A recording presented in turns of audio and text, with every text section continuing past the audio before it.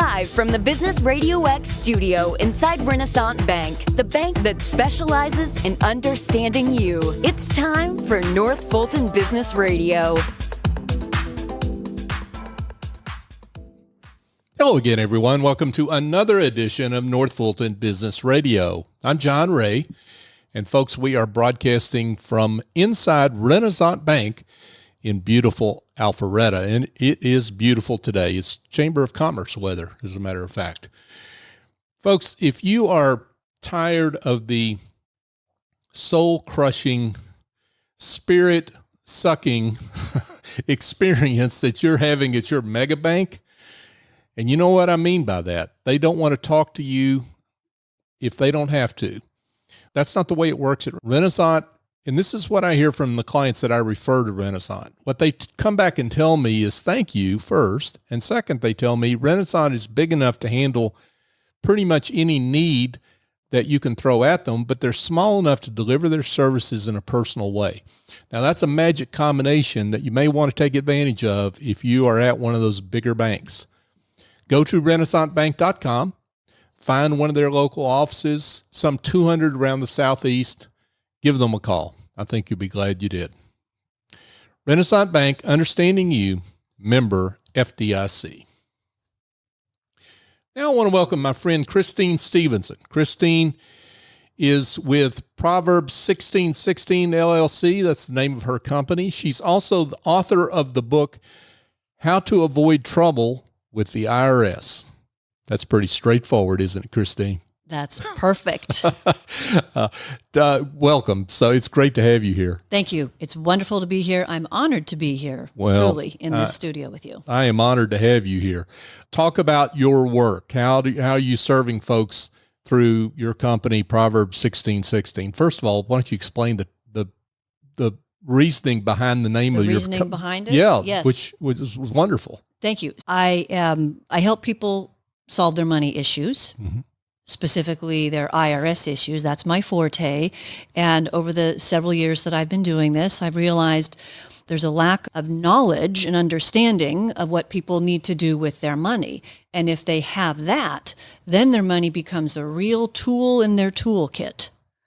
And I was reading through Proverbs one day. I read through it frequently. It's a rich treasure trove about how and what to do with your money. And I came across Proverbs 16:16, which is wisdom is better than gold, insight is better than silver.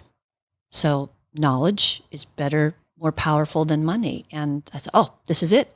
This is what I want to do with my business name. Because this is what I do. Help people solve their money problems, give them knowledge and power with that. Yeah, that's fantastic. And really, it create knowledge and insight create money, right? Yes, the money will follow. Yeah, the money will follow. Yeah, absolutely. That ancient wisdom ends up to be not so ancient, really. It works in the 21st century. It's amazing how that works. Give a little bit about your backstory and why you're so passionate about this work. Talk about your career journey. Sure. In the early to mid 2000s, I had a couple of things going on simultaneously that has led me to where I'm at today. I was struggling personally, financially, debt, credit card debt, student loans, driving bad cars, getting fired, having no money, really struggling, a money mess.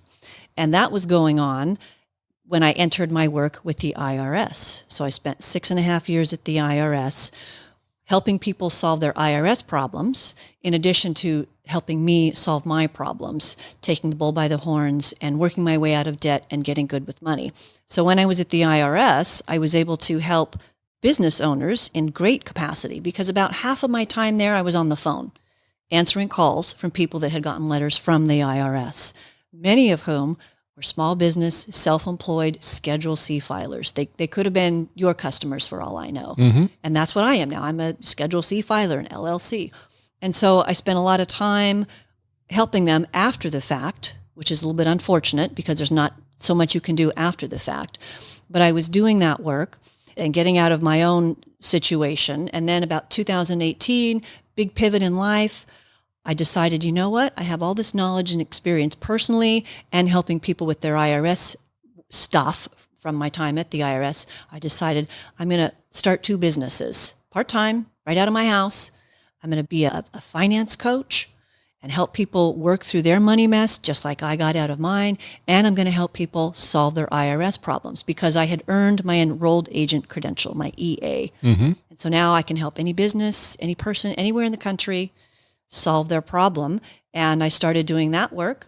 And it's been very beneficial and fruitful. And then somewhere along the line, I met Greg Burkhalter, who introduced me to you. And now here we are today. The shout out to Greg Burkhalter, the LinkedIn guy. That's right. It's the power of relationships, right? It's not what you know, it's who you know. It is who you know. Knowledge is more powerful than money. Yes. Did you say that you were working at the IRS when you started your business?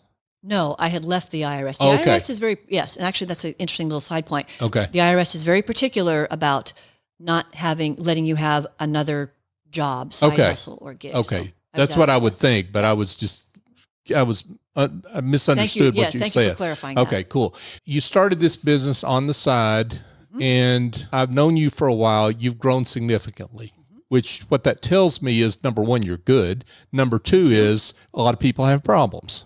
Yes, they have the big, bad, hairy, under-the-bed monster IRS problems that they don't know how to solve. Right. And most people really do need some kind of help. They can't just fix it on their own. A lot of people, though, attribute that to the IRS Yes. entirely. And I'm not here to defend the IRS. No apologetics for the IRS. Yeah, they can defend themselves. Having said that, one of the things that you say is that business owners have all the money they need to pay the IRS. Yes. And a lot of business owners that have issues with the IRS do not think so. Right? That's true. Probably, yes, because oftentimes after the fact, they don't have the money. They really don't. It's on the front end, the proactive side. When you get that dollar or that $100 or $1,000 or $10,000, what are you doing with that money in that moment? Some's got to be set aside for taxes. And oftentimes, especially the startup, they're not thinking about taxes down the road. They're selling their widgets out of the garage, whatever they're doing. They have a passion. They're great at it. And this kind of nebulous IRS thing doesn't really exist. And by the time they get the IRS letter, they don't have the money. So they are going to disagree that they have the money. Yeah. Because it's already gone. It's been spent. Right. Or not saved. I find your story fascinating because you really used your experience at the IRS in a really positive way for yourself. Yes. Yes. And is that what you were expecting to do when you went to the IRS to work? No, I was desperate for a job. Okay. That was it. And I had experience preparing taxes. I worked for H&R Block off and on for many seasons, so I knew how to prepare tax returns. And I had an associate's degree. I didn't have my 4-year degree yet. And I was desperate. And I said, I need a job. Oh, the government will hire me, the IRS. Oh, I only have to drive 75 miles one way to get to work. Sign me up. They'll take me. Great. And so I had stability. Government jobs are very stable. So kudos to the government for that. That was not my intention, having spent all that time there, to later on use that knowledge in a book or to help people sit on this side of the desk instead of that side of the desk. So you do, I guess, financial cleanup. Is that the way to say it? That's a way to say it. One way to say it. There's that, but you may do that for someone that does not have a tax problem, I guess is the way to say it. But then you also take it one step further for those that do have the letters in the desk that they haven't wanted to pay attention to. Everyone that has IRS issues also has money issues in general. That's bar none. By definition. By definition. Not everyone that has money issues, credit card debt, student loans, can't figure out how to stop living paycheck to paycheck, they don't have IRS issues necessarily. And so I serve both equally in different capacities. One air quote, needs the accountability of coaching and not a platform, a program to follow, steps to take to fix their solution and understand, get the knowledge, the wisdom. Oh, this is what I was doing wrong. This is what I can do differently. Then we get into mindsets. You talk about that in your book, mindsets, big deal. That serves that portion of the population. And then the IRS stuff is a whole different, that's the IRS. And then, we're going to fix what happened, why you got to this place in the first place. Yeah. And what you do with clients, you're a great example yourself, right?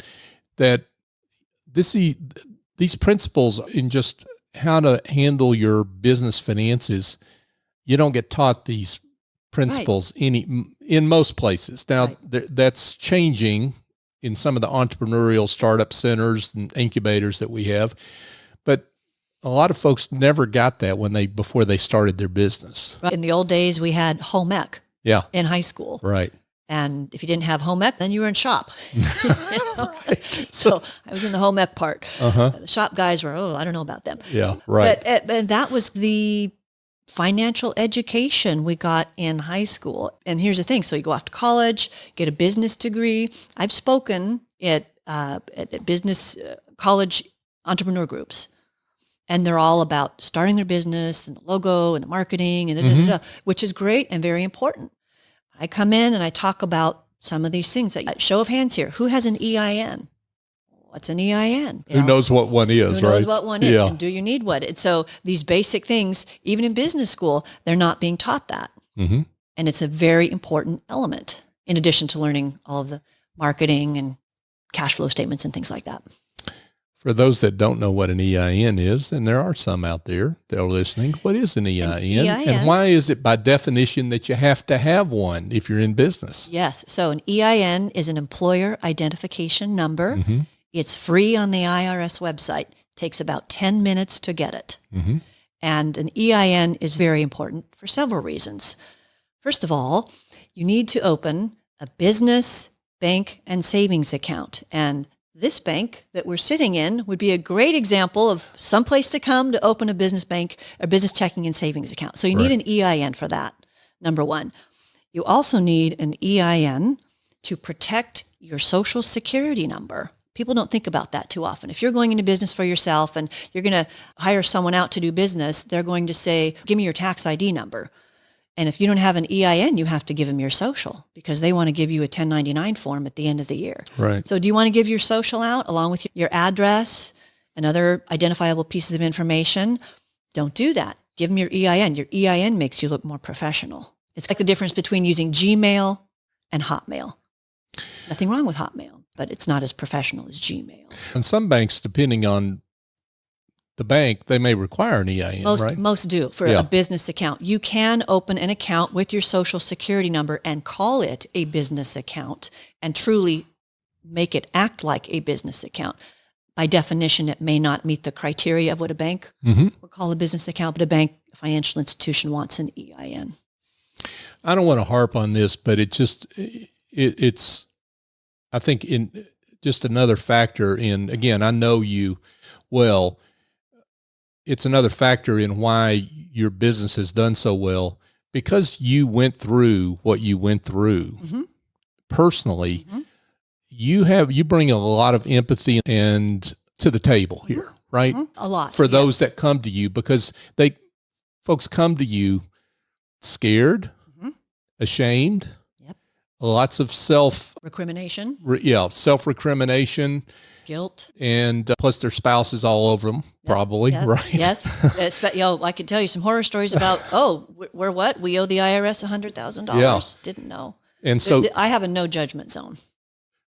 Yeah. Yes. Say more about that, what you bring to clients, because your value is not just getting them cleaned up with the IRS.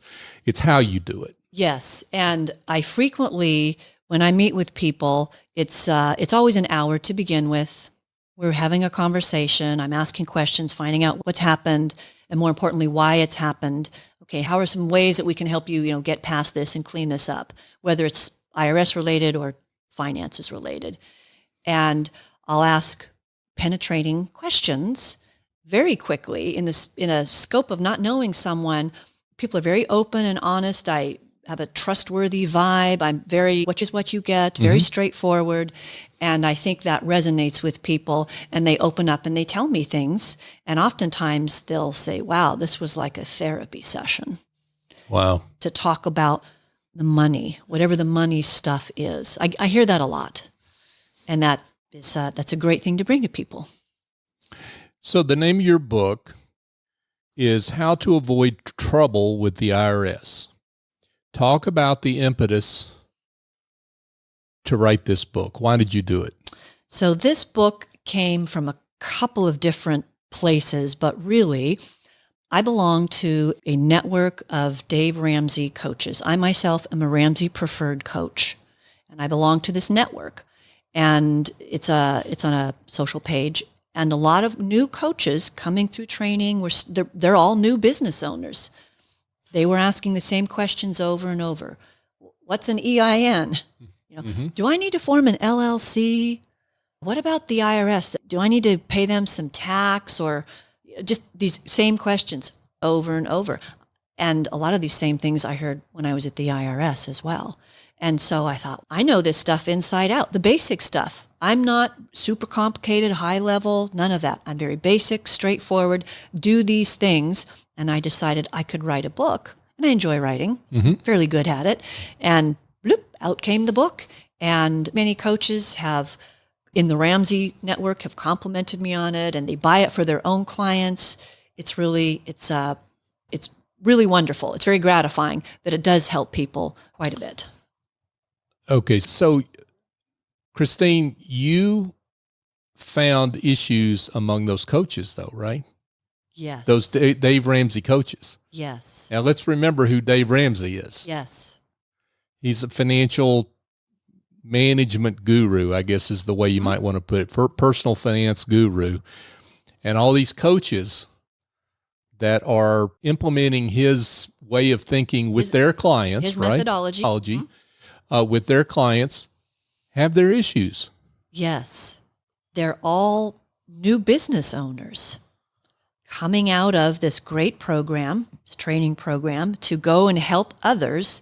And yet there's a gap that has been created that I would love to fill to help these new business owners understand some of these basic principles. Again, things that are in this book. Yeah, you should go get an EIN. No, you don't need an LLC necessarily right from the start. There may be some reasons to get the protection of an LLC. And even describing, you think you need one, can you tell me what that is? And deer in the headlight looks. They've just heard, I need to be an LLC. So there's a gap in the program of understanding some of these basic concepts that they all need to be doing. Creating the account with EFTPS, the Electronic Federal Tax Payment System. When to send your taxes to the IRS 4 times a year, quarterly estimated tax payments, the basic stuff. And so there's a gap, and I'm looking to fill that gap. And as I do, it spreads among the coaches, and which is a really nice thing. And the coaches tell other coaches, got old shampoo commercial. They keep spreading the word for me. Yeah, wow. That's fantastic. Kristine Stevenson is with us, folks. She is the author of How to Avoid Trouble with the IRS. She also has her own business called Proverbs 16:16. If you missed the reference to that, the name of her business, just rewind and listen to the first part of this interview. Here's the thing that I think is the key, one of the keys to me. To me, there's 2 keys to your book, and I've read the book, and folks, it is fantastic, and you need to order it. Don't wait, just order it. It's subtitled 10 Best Tax Tips for the Self-Employed, Gig Worker, and Indie Contractor. And I think those last 2, they don't think they need this book. Right. I'm not saying they're not aware. They're not aware. That's the way to put it. They're not aware that they need this book. So if they describe themselves, if they're doing work on the side, they're working in corporate, let's say, and they're doing a little work on the side, Uber drivers, design, whatever they're doing, they need this book. They do, yes, because they're simply unaware that side hustle is generating this income. In my book, I run through a little scenario, a little pretend phone call that I've had with hundreds, thousands of people at my time at the IRS, the same conversation over and over. Yes, that 1099 NEC you got for that bartending gig you did several times a year and made $5,000. Yeah, the IRS thinks you're self-employed. Well, I'm not self-employed. I just went and did a bartending gig. Mm-hmm. Yes, you are actually self-employed. So they do need this book. They definitely need this book. Or they can get the audio version also. As they drive around in their Uber, they can listen in between clients. That's right. And that's a great point, because you and I have heard this as authors, that people like to listen to the book again. Mm-hmm. Yes. And reinforce the ideas. Yes. So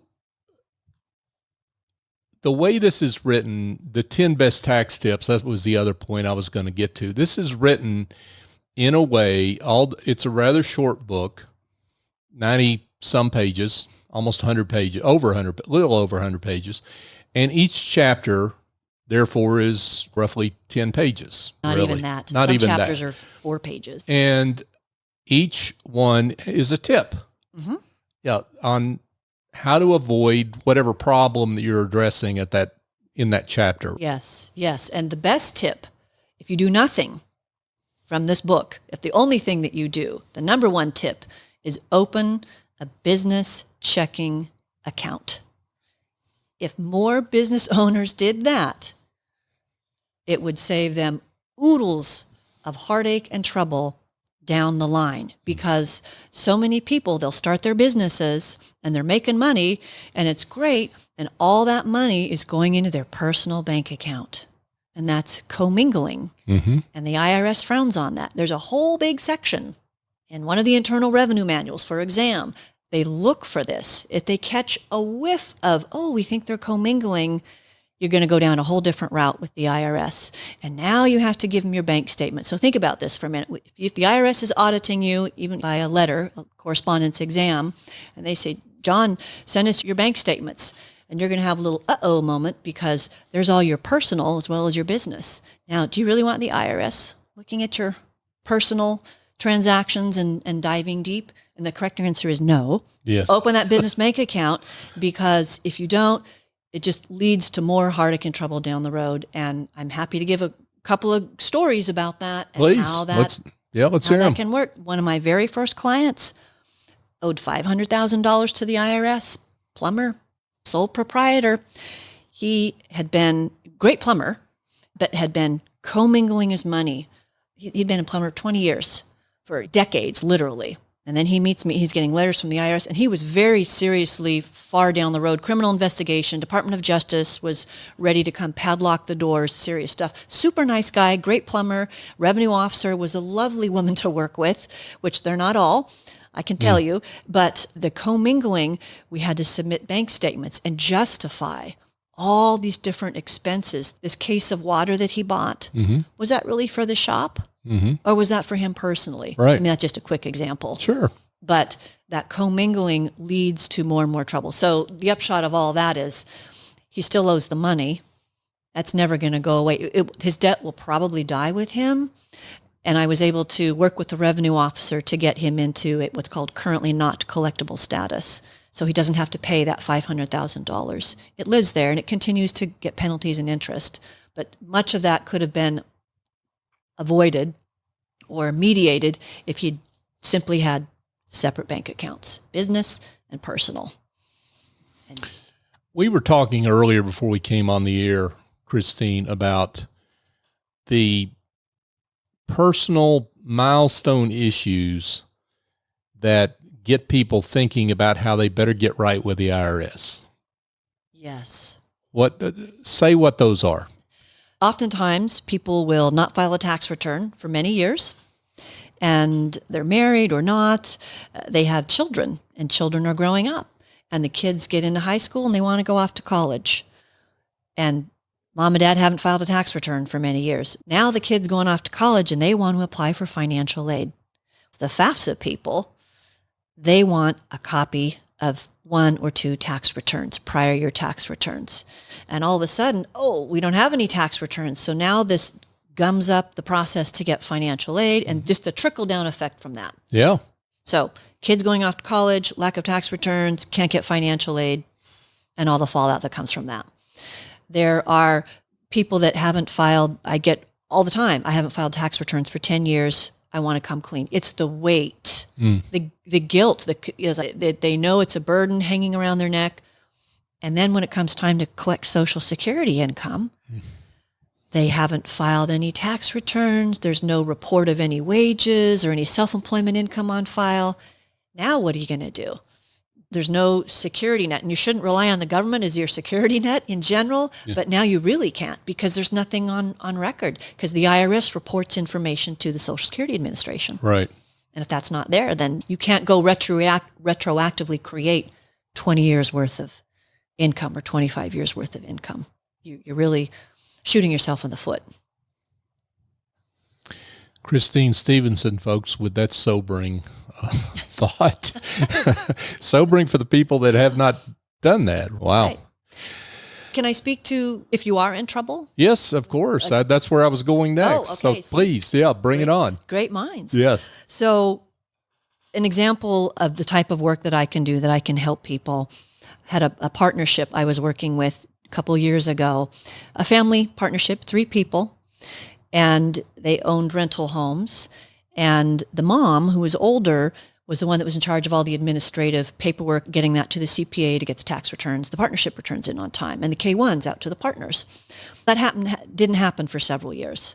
So the IRS started sending letters to all the partners, hey, where's your tax return? And oh, by the way, we're slapping a $7,000 penalty on you for each different year, or $7,200. When you're in a partnership, you're penalized per month per partner. It's $210, I think, is the current amount. And so you multiply that, and all of a sudden you're in the thousands of dollars. So he came to me with $45,000 of penalties the IRS says he has to pay. And that's just penalties for not filing the tax returns and doing the appropriate steps. So I went to bat for him, and I dug deep into the story. Why didn't this happen? Because you had a good record before that. Mom got sick. She was older. She had to go in the hospital. She got well in the hospital. Then she fell and broke her hip. And then he's the only son that's taking care of it because the other brother is out of town or away. And so he's trying to work full time, take care of mom.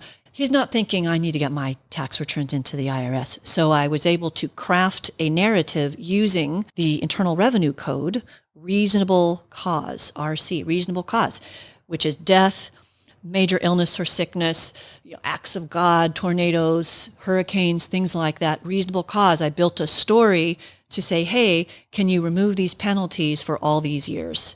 Long story short, they did. They wiped off $45,000 of penalties they didn't have to pay. So that's literally money saved in their partnership, $45,000. Wow, what a tremendous story of value added that you offered. So it took about a year. Yeah. It's not a quick process, and a lot of pushing on my part. Yeah. It is lots of pushing and not accepting no from someone who doesn't have the authority to say yes, and understanding how that works within the IRS. Yeah, that's amazing. So again, we were chatting before we came on about client fit. Who's a good client fit for you? And I guess maybe one way to ask the question is, what's the profile of a typical client? What does the typical client look like? The typical client has a money issue that's gotten so out of hand, they really, truly don't know what to do to get out of the hole they're in. And importantly, they are finally ready to do something about it. They'll do whatever they need to do about it. They've had their rock bottom moment. I had a rock bottom moment. And I know I was driving on I-35 south into the IRS. I was on the upper deck where it splits in downtown Austin. I was on the upper deck. I could see the UT football team in the practice field. I was listening to Dave Ramsey. Someone was doing their "We're debt free" scream. And it hit me like a ton of rocks. Burst out crying, gripping my steering wheel. I want to be debt free. That was my aha moment. That's when I became committed. I'd maybe-ish wanted to do it before, but now I was ready. And so that's the ideal client. They have a money mess. They don't know what to do. They may not have any money, or they may have a lot of money, but they're ready to do something different. And so that really is the ideal client, not necessarily a married couple or a single person, an old person, a young person. It's the person that is ready, or couple that's ready to do something different. And the IRS clients that I get, they're motivated by that letter.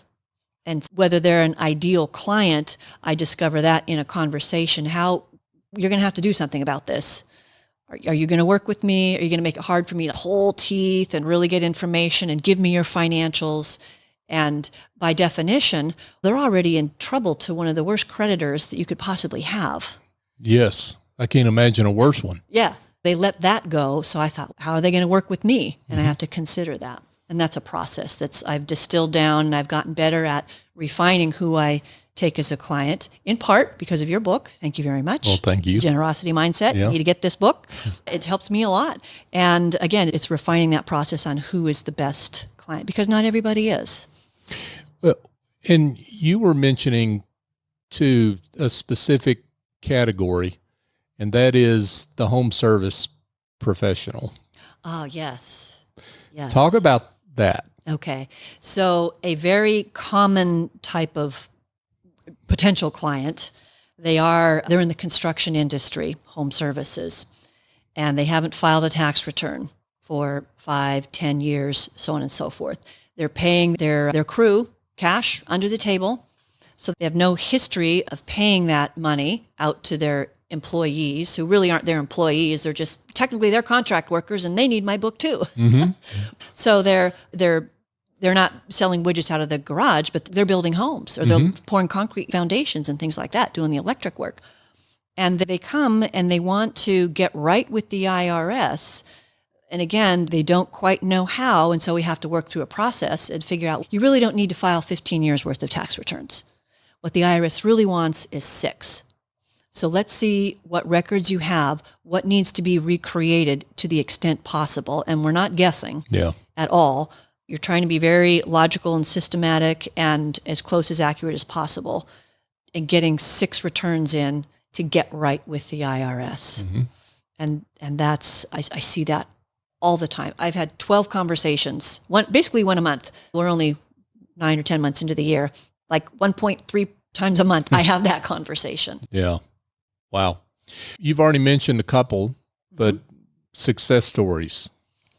Any others that you could share that are representative of the terrific work you do?